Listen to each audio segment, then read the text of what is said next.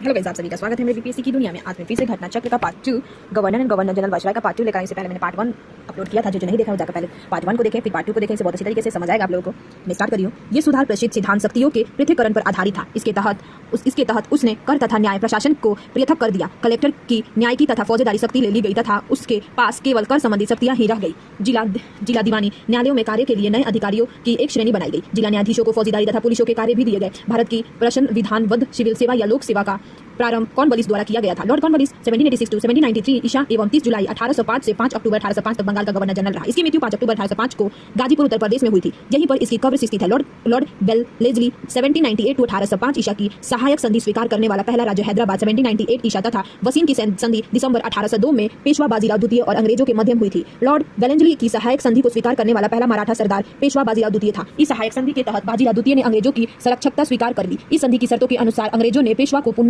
पुनः स्थापित करने के साथ लगभग 60,000 सैनिक पेशवा की रक्षा हेतु उसके राज्य में रहने का वादा किया, जबकि इसके बदले में पेशवा ने अंग्रेजों को 26 लाख रुपए वार्षिक आय वाले क्षेत्र प्रदान करने पर सहमति जताई। लॉर्ड वेलेस्ली 1798 to 1805 ईसा ने भारतीय राजाओं को अंग्रेजी राजनीतिक प्रसिद्धि में लाने के लिए सहायक संधि प्रणाली का प्रयोग किया। उसने सहायक संधि का अस्वीकार नहीं किया। इस प्रणाली का अस्तित्व तो पहले से ही था तथा वो क्रमिक रूप से विकसित हुई थी। संभवतः डुप्ले प्रथम यूरोपी था जिसने अपनी सेना किराए पर भारतीय राजाओं को दे दी थी। अंग्रेजों ने भी ये प्रणाली अपनाई। प्रथम सहायक संधि 1765 ईसा में अवध से की गई, जब कंपनी ने निश्चित धन के बदले उसकी सीमाओं की रक्षा करने का वचन दिया। लॉर्ड वेलेस्ली द्वारा विशिष्ट रूप से प्रवर्तित सहायक संधि को स्वीकार करने वाला राज्य था हैदराबाद 1798 ईसा तथा 1800 ईसा मैसूर 1799 तंजौर अक्टूबर 1799 अवध नवंबर 1801 और पेशवा दिसंबर 1802 बरा दिसंबर 1803 सिंधिया फरवरी 1804 जोधपुर जयपुर मच्छेरी बूंदी तथा भारतपुर।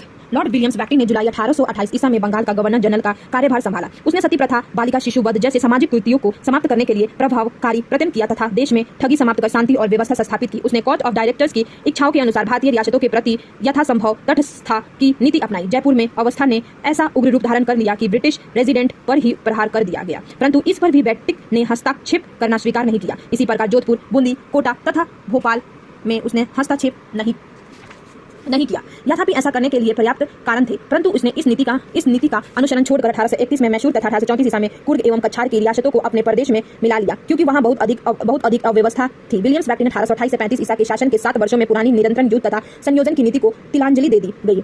भारत के इतिहास में बैक्टिंग का नाम सामाजिक तथा प्रशासनिक सुधारों के कारण स्मरण किया गया। 1833 के चार्टर एक्ट के द्वारा भारतीय प्रशासन को पुनः कृतीकृत करने का प्रयास किया गया। इस एक्ट के द्वारा बंगाल के गवर्नर जनरल को भारत का गवर्नर जनरल बना दिया गया। 1834 ईसा में लॉर्ड विलियम्स बैक्टिंग को भारत का प्रथम गवर्नर जनरल बनाया गया। लॉर्ड विलियम्स बैक्टिंग ने कैप्टन सेलिमैन को ठगों के विरुद्ध में कार्यवाही करने के लिए नियुक्त किया। उसने लगभग 1500 ठगों को बंदी बना दिया।